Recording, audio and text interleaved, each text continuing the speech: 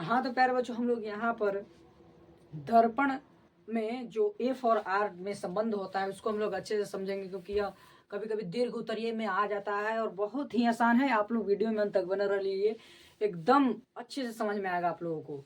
Video में जो है आप लोग अंत तक बने रहें, एकदम अच्छे से समझ में आएगा, कोई दिक्कत ही नहीं होगा अच्छे से। चलिए हम लोग यहाँ पर बोर्ड पर समझते हैं।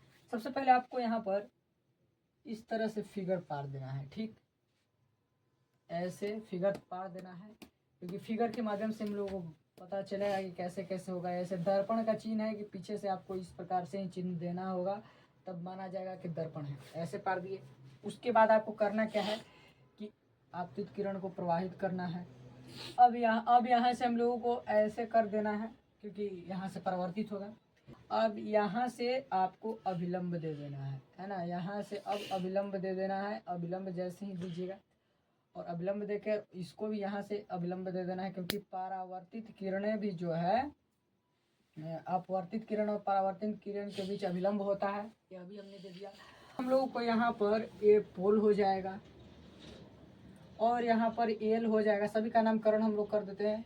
देखिए, जो आपतित किरण जो है, प्रधान अक्ष के समानांतर जो आपतित किरण होती है वह परावर्तन के बाद फोकस से होकर गुजरती है, तो एफ यहाँ पर हो गया, है ना।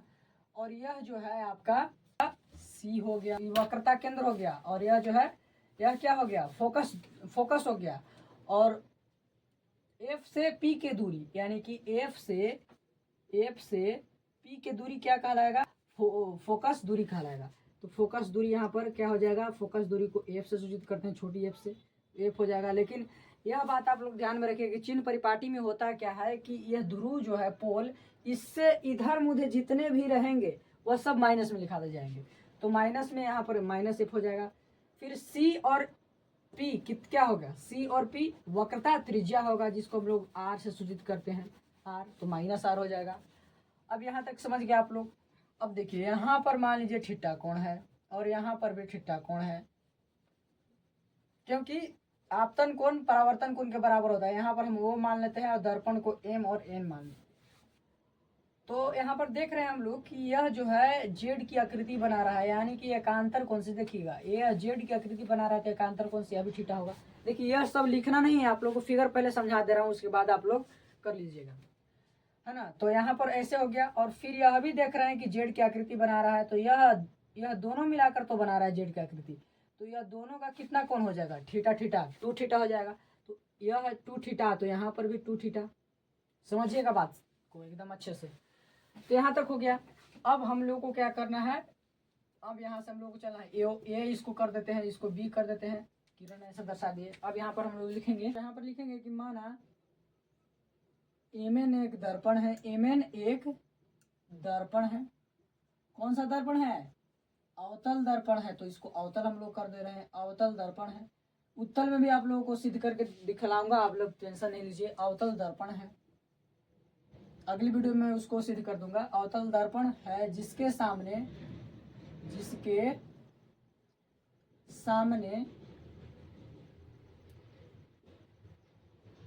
यह कक्षा 10th और 12th के लिए बहुत महत्वपूर्ण है, 10वीं और 12वीं के लिए बहुत महत्वपूर्ण है। सामने एओ आपतित किरण है, आपतित, देखिएगा फिगर में देखिएगा, आपतित किरण है, तथा ओ बी परावर्तित किरण है, परावर्तित किरण है, परावर्तित किरण है।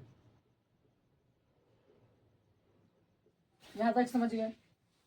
अब ज्यादा कुछ लिखने की बात नहीं है, यहां तक हो गया कि एमएन एक अवतल दर्पण है जिसके सामने एओ आपतित किरण तथा ओ भी परावर्तित किरण है। इसको आप लोग एकदम ध्यान से रखिएगा। और यह एक है ओएल लंब किसका है, सीपी का है। ओएल लंब सीपी का, यानी कि ओएल जो लंब है सीपी का है। ओएल किस पर लंब है, तो सीपी पर लंब है। वक्रता त्रिज्या पर, समझ गए ना, वक्रता त्रिज्या पर लंब है ओएल। अब देखिए हम लोग यहाँ पर चलेंगे। सबसे पहले देखिए यहाँ पर एक त्रिभुज में चलेंगे। सबसे बड़ा वाला त्रिभुज पहले देख लीजिए कौन सा है, ओ सी एल। तो त्रिभुज ओ सी एल से, त्रिभुज कौन से, ओ सी एल या ओ एल से, सी भी आप लिख सकते हैं, कोई दिक्कत नहीं है। यहाँ पर देख रहे हैं कि 90 डिग्री का कोण बना रहा है, यानी कि समकोण है। क्या है? समकोण है। तो समकोण में हम एक फॉर्मूला यूज करेंगे, चूंकि tan थीटा बराबर, यहाँ पर थीटा माने हैं इसलिए थीटा लिखेंगे, tan थीटा। यदि आप x मानते हो तो x लिखिएगा, समझ गए। तो tan थीटा बराबर क्या होता है? P/B होता है, यानी कि लंब बटा आधार। तो लंब क्या है? OL है, OL लिख दिए। आधार क्या है? पूरा बड़ा वाला त्रिभुज में देखिएगा जो डॉट लाइन से है, देखिएगा तो इसमें आधार क्या है? CL है, CL को हमने लिख दिया।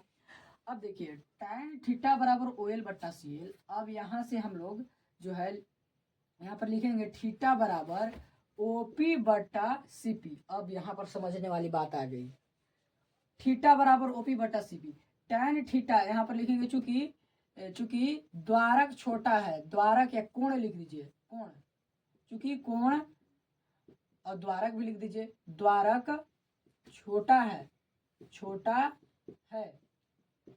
इसलिए tan थीटा बराबर थीटा और OL किस पर होगा? नहीं, PL पर होगा, L पर होगा। अब देखिए यहाँ पर समझिएगा, द्वारक छोटा करने का मतलब कि यहाँ वाला जो है यह छोटा है, मतलब घुमाव जो है, घुमाव वह छोटा है, जिसके कारण हम इस बिंदु को जो है यहीं पर मानते हैं। इस वाले बिंदु को कहाँ मानते हैं? यहाँ पर। मतलब पता ही नहीं चलता है कि एल जो है पी पर है कि मतलब इधर उधर है, अलग नहीं पता चलता है, इसलिए हम लोग मानते हैं कि जो पी है ना यहीं पर है, इसीलिए मानते हैं। तो यहाँ पर और थीटा कोण भी छोटा है, देख रहे हैं ना, यहाँ पर कोण भी छोटा एकदम बनाता है, जिसके कारण हम लोग tan थीटा की जगह पर थीटा लेते के चलते हैं, tan को विलुप्त कर देते हैं। तो यहाँ पर समझ गया, तो इसको हम समीकरण 1 मान लेते हैं। अब दूसरा त्रिभुज में चलते हैं, बहुत ही आसान है बड़े भैया। दूसरा त्रिभुज क्या कर रहा है? छोटका में चलेंगे, देखिए OLF में चलेंगे, OLF में। OLF छोटी एफ नहीं लिखिएगा, क्योंकि वक्रता जो है, जो फोकस है बड़ी एफ होती है और फोकस दूरी जो है छोटी एफ होता है। तो OLF में यहाँ पर भी हम लोग tan थीटा से चलेंगे। अब देखिए tan थीटा से चलेंगे। अब यहाँ पर देखिए थोड़ा सा कॉन्सेप्ट है कि इस वाले त्रिभुज में यहाँ पर थीटा था लंब के सामने से, इसलिए हम लोगों ने tan थीटा रखा था। और इस वाले त्रिभुज में देखिए तो 2 थीटा है, इसलिए हम लोग यहाँ पर 2 थीटा रखेंगे, 2 थीटा रखेंगे, क्योंकि यही तो थीटा के अनुसार जो है tan थीटा हम लोग लागू कर रहे हैं। यदि वहाँ पर 2 थीटा ना रह के x रहता तो हम tan x का इस्तेमाल करते हैं। तो यहाँ पर 2 थीटा यहाँ पर लिखाएगा, और क्या होगा? लंब बटा आधार, यानी कि OL बटा, यदि आप लोग लिखना चाहे तो क्या लिखिएगा? OL बटा FL, है ना। तो OL बटा FL, समझ गए। अब यहाँ पर यही वाला नियम लागू होगा कि कौन छोटा, कौन या द्वारक छोटा है, इसलिए tan थीटा बराबर थीटा और P L पर होगा, है ना। तो यहाँ पर डायरेक्ट हम लिख रहे हैं 2 थीटा, क्योंकि tan 2 थीटा बराबर भी यहाँ तो 2 थीटा होगा, क्योंकि कोण छोटा है। और यहाँ पर लिखेंगे OL के जगह पर, OL के जगह पर क्या लिखेंगे? OP लिखेंगे, क्योंकि P L पर है। तो OP बटा FP, इतना लिखने की जरूरत नहीं, क्योंकि मैंने पहले ही लिख दिया, तो समीकरण 2 हो गया। अब देखिए जरा, थीटा के जगह पर जो है यहाँ पर समीकरण, यानी कि यहाँ पर लिखेंगे समीकरण 2 में थीटा का मान रखने पर, थीटा का मान या समीकरण 1 का मान रखने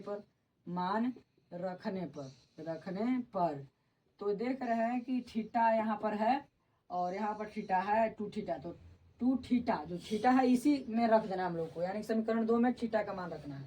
अब देखिए तो यहाँ पर हम लोग रख रहे हैं, यहाँ पर रख के देखते हैं। तो 2 इंटू यहाँ पर क्या हो जाएगा? 2 इंटू इसके जगह पर क्या लिखेंगे? OP बटा CP, OP बटा CP लिख देंगे। बराबर में क्या है? बराबर में जो है OP बटा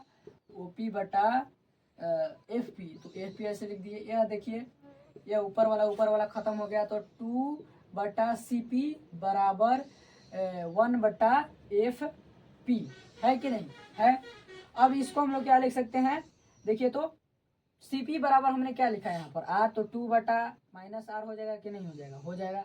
अब देखिए इसको क्या हम लोग लिखेंगे? FP को क्या लिखेंगे? Minus F। तो FP को जगह पर हम 1 बटा FP के जगह पर माइनस F लिखेंगे। माइनस से माइनस कैंसिल हो गया। अब देखिए R बराबर हम लोग क्या लिख सकते हैं? क्रॉस मल्टीप्लिकेशन में हम लोग करेंगे तो R बराबर 2F हो जाएगा। यह सिद्ध हो गया आपका एक। आर और एफ में संबंध है, यहाँ पर भी आ गया। और यदि आप एफ को लेकर चलते हैं, यहाँ पर देखिए एफ को, तो एफ एक तरफ रहने दीजिएगा तो r/2 हो सकता है। हो जाएगा कि नहीं हो जाएगा? हो जाएगा। यानी कि फोकस दूरी वक्रता त्रिज्या के आधी होती है। और दूसरे शब्द में बोले तो क्या कहेंगे कि वक्रता त्रिज्या फोकस दूरी के दोगुनी होती है। बात सही है कि नहीं? ये वक्रता त्रिज्या जो है फोकस दूरी के दोगुनी होती है और फोकस दूरी वक्रता त्रिज्या की आधी होती है। सिंपल। तो उम्मीद करता हूँ आप लोग को यहाँ तक समझ में आ गया होगा। एकदम सिंपल तरीका है सिद्ध करने का। आप लोगों को वीडियो अच्छा लगा होगा तो ज़्यादा से ज़्यादा लोगों में शेयर कीजिएगा और बहुत ही महत्वपूर्ण है परीक्षा के लिए। और जो नए हो कृपया चैनल को सब्सक्राइब कर दीजिएगा, वीडियो को लाइक कर दीजिएगा। मिलते हैं अगली क्लास में, तब तक के लिए जय हिंद।